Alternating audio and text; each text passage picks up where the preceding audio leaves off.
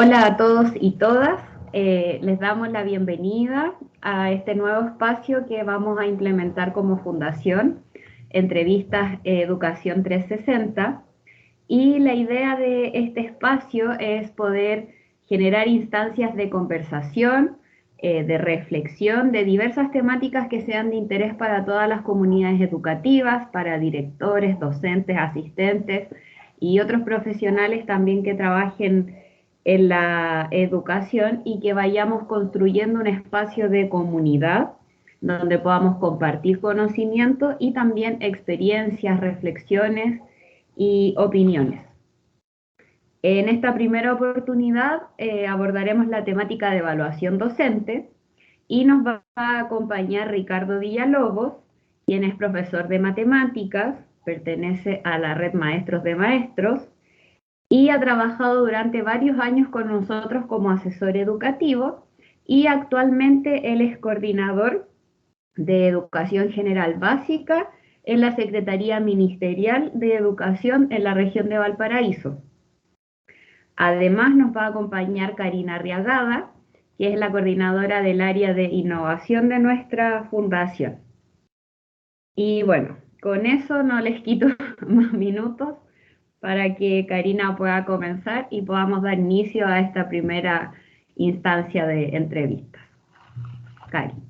Hola, don Ricardo, buenas tardes. Hola, buenas tardes. Como decía Natalia, el tema de hoy es la evaluación docente. Y queríamos, bueno, la primera pregunta es, ¿cuál es el contexto legal de este proceso? Si nos podría definir esto en una forma como más clara y para los demás docentes también. Sí, bueno, el contexto legal se basa fundamentalmente en la ley 20.903, que se publicó en el año 2016, que establece todas las reglas y las normas que tienen que ver con la carrera docente en general, con el desarrollo profesional docente. Eso amplía la ley 19.070 del Estatuto Profesional Docente, y menciona, por tanto, la necesidad de evaluación docente para acceder a la carrera docente propiamente tal. La ley 20.903 establece, y que está plenamente vigente, el desarrollo profesional docente. Don Ricardo, ¿cuál es su opinión respecto a la presentación de un proyecto de suspensión de la evaluación docente para este año 2022? Sí, yo digo que la suspensión del proceso de evaluación docente, si respeta el deseo de cada uno de los docentes de evaluarse, o la decisión del docente a no evaluarse, estaría respondiendo a una decisión de carácter personal, que fundamentalmente es lo que debe primar, ¿verdad? El profesor es quien define, de acuerdo a su situación y a su contexto, la decisión de evaluarse o no. La propuesta que se está generando en este momento dice relación con eso, es decir, se suspende el proceso de evaluación docente, no obstante, aquellos profesores que sí desean evaluarse para acceder a mejor tramo en la carrera docente, sí lo pueden hacer. Y en ese sentido me parece adecuado. Yo soy partidario del proceso de evaluación docente. Considero que la eliminación de la evaluación docente perjudicaría el desarrollo profesional docente, pero sí lo dejaría a la decisión del profesor, tal como está establecido en este momento. Entonces, ¿usted opina que sería una decisión personal del docente poder participar de este proceso? Claro, principalmente considerando el contexto, porque estamos en proceso de pandemia, iba a decir saliendo de pandemia, pero la verdad es que no hemos salido de nada. Estamos en este contexto de pandemia, de cambio de gobierno, de situación económica a nivel mundial, etcétera, que de algún modo dificultan los procesos. Entonces, la decisión siempre tiene que ser del profesor, que pueda sopesar, ¿verdad?, cuáles son las condiciones con las cuales se va a presentar. Ahora, yo digo que si el profesor suspende un año, al otro año debiera evaluarse. No es bueno que un profesor se suspenda un año, 2 años y vuelva a suspender, como va a ocurrir ahora. Y en el año 2020 existió la posibilidad de suspender, el 2021 igualmente, y el 2022 también. Entonces, En ese sentido, yo sugeriría a los docentes que si ya han suspendido una o dos veces este año 2022, sí pueden enfrentarse a este proceso de evaluación docente. Ya, muchas gracias. ¿Cuál es la composición de este proceso? Que nos vaya contando un poco en qué consiste este proceso de la evaluación docente.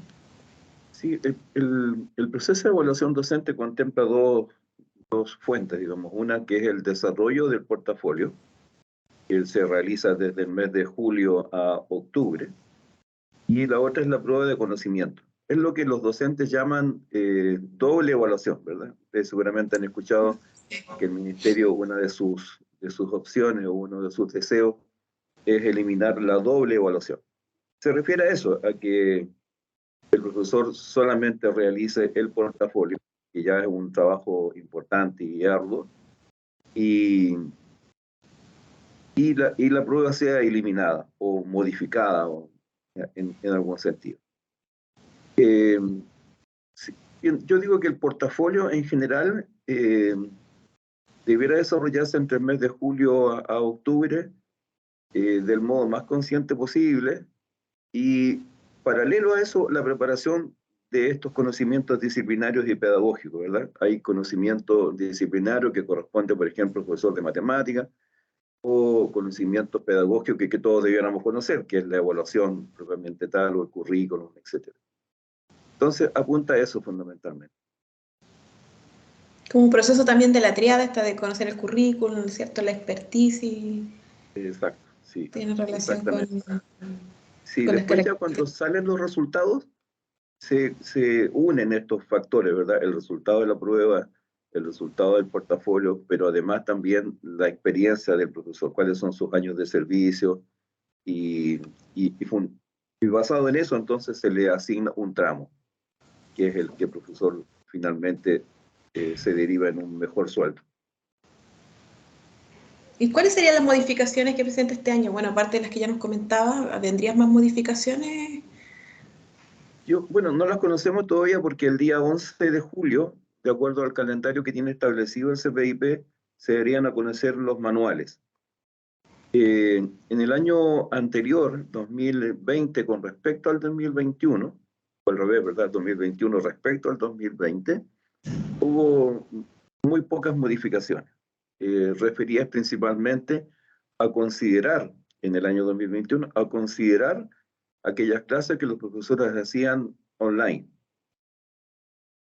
Yo creo que este año va a ser, la modificación va a ser que exclusivamente se va a evaluar clases presenciales, independientemente de la matrícula, ¿verdad? Independientemente de la asistencia, porque todos sabemos que los aforos también existen y podría ser entonces que un curso de 30 alumnos asistan 15 o asistan 20.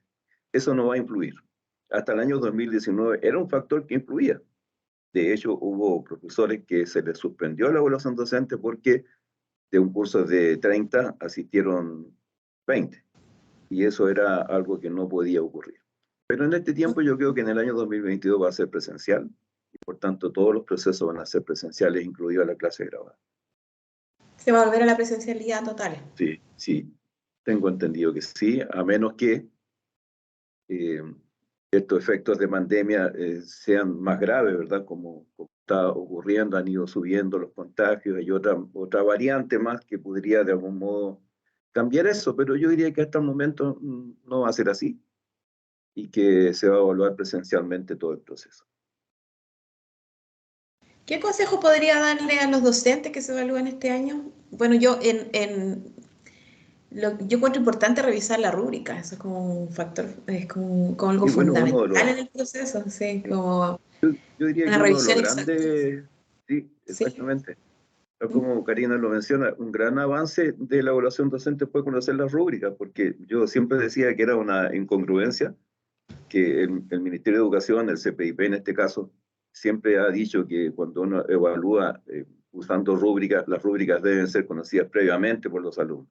Y sin embargo, los profesores cuando nos evaluamos no conocíamos las rúbricas. Entonces me parecía un contrasentido.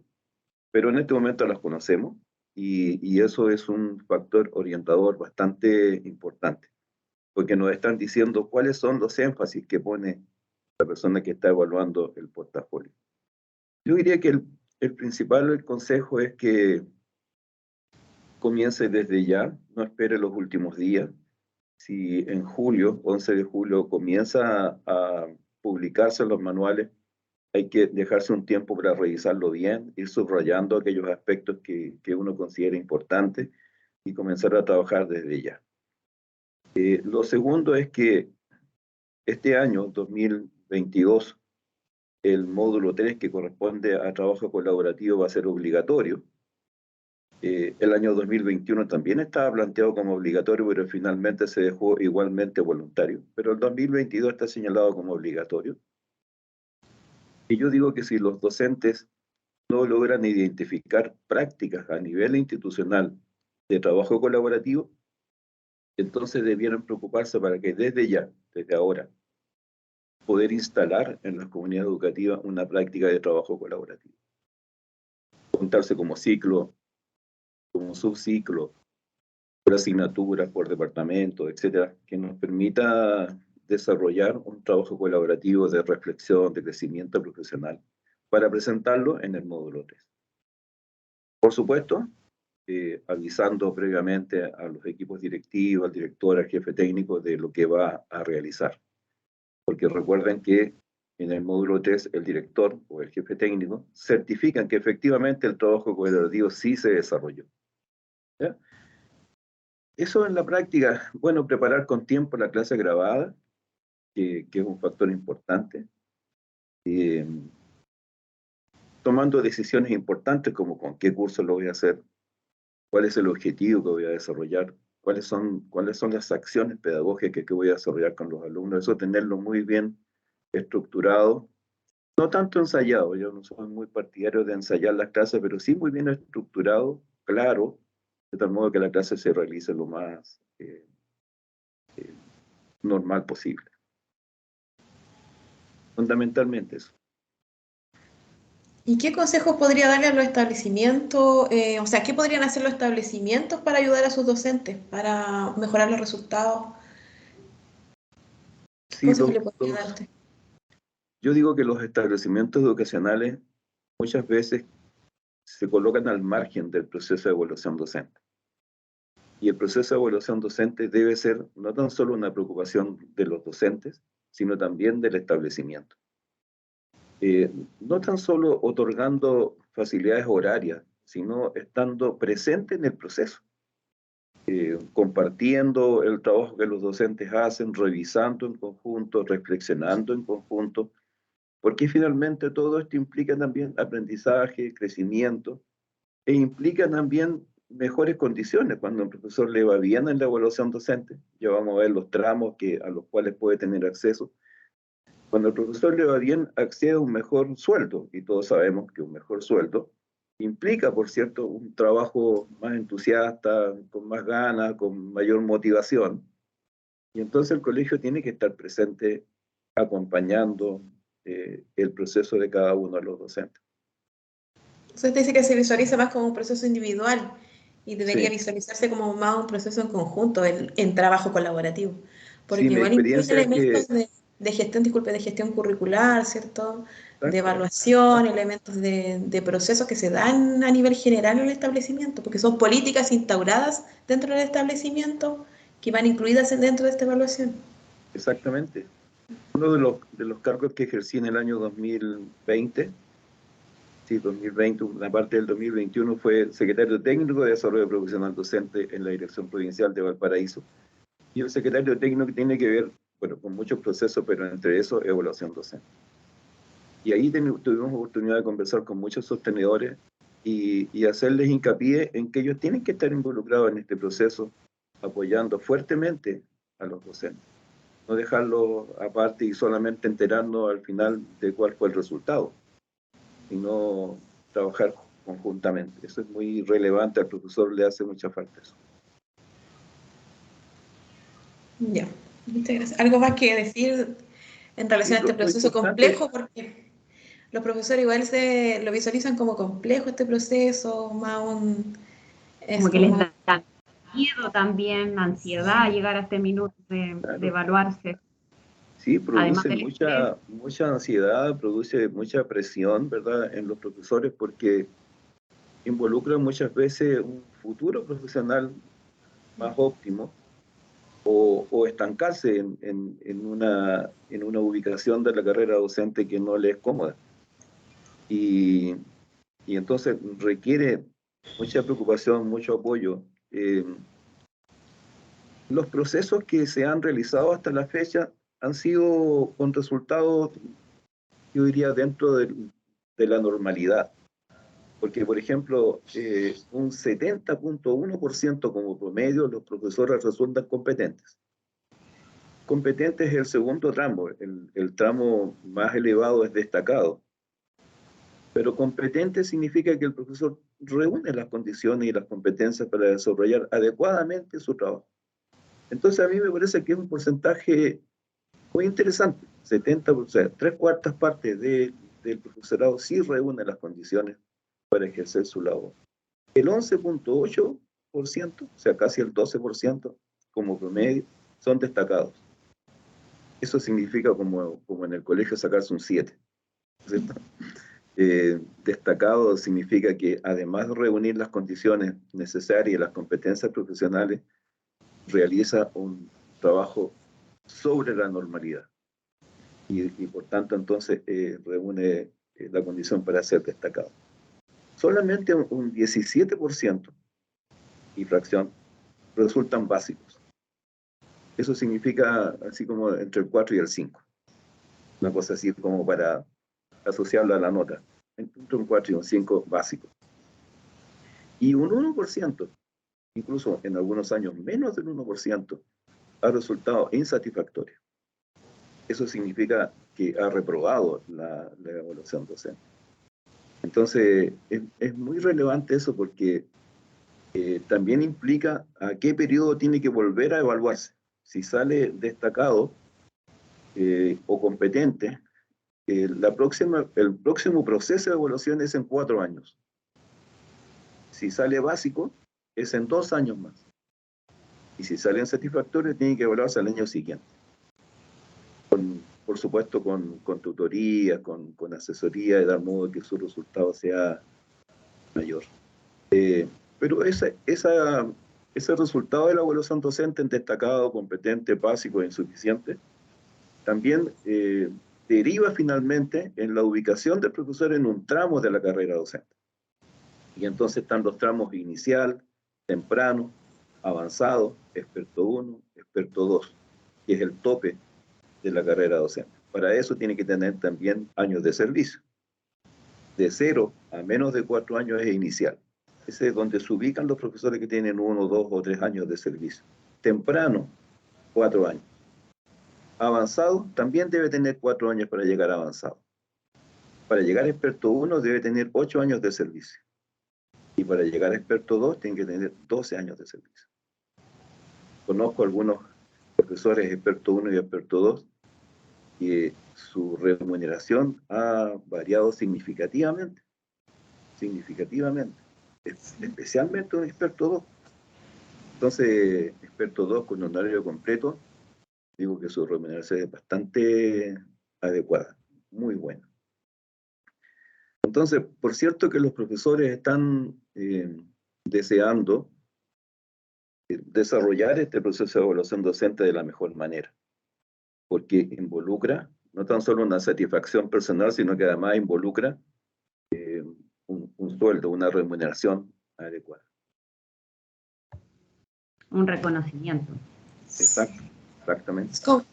Como el consejo final sería, don Ricardo, entonces que se hiciera como un proceso reflexivo de revisión de los materiales, ¿cierto? Y en conjunto Claro. pedir colaboración por ejemplo, los otros docentes del establecimiento, se revisaran bien las rúbricas Sí, y con tiempo, como dice usted, ¿cierto? el concepto que está en este momento tratando de incorporarse en los establecimientos, hay algunas experiencias muy significativas en eso, pero el concepto que se desarrolla es de trabajo colaborativo, de comunidad de aprendizaje entre profesionales.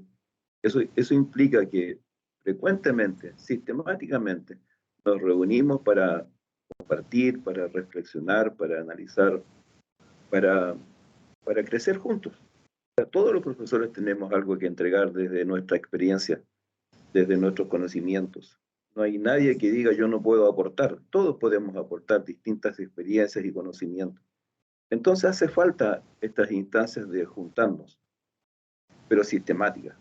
Y no caer en los consejos técnicos o en los consejos de profesores, que son como parte del quehacer, pero son más bien de carácter administrativo. Yo digo que lo que hay que establecer semanalmente o quincenalmente, por 1 hora o 2 horas, una comunidad de aprendizaje entre profesionales. Trabajemos juntos, analicemos juntos. Incluso hay experiencias en que profesores visitan sus clases. El profesor visita la clase de su colega y le da su opinión profesional de lo que vio, de cómo mejorar. Eso es muy relevante para los docentes y yo digo que inequívocamente lleva a un mejor resultado. Ese va a ser el desafío, entonces, Ricardo. Nos quedamos con ese desafío y además de todos los consejos importantes de poder establecer estas instancias de trabajo colaborativo. Bueno, damos por... Igualmente, a lo mejor ofrecerle, Natalia, que por medio de la fundación, profesores que tengan dudas o consultas las puedan hacer llegar, incluso a establecimientos también. Bueno, nosotros siempre estamos abiertos a aportar al crecimiento profesional. Sí, dejamos la invitación de Ricardo, personal, y de nosotros como fundación también a través de él, de poder cooperar en estas instancias de aprendizaje colectivo.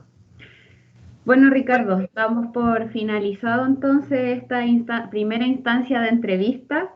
Agradecemos siempre su disposición, también por compartir sus conocimientos en relación a esta área de la evaluación docente.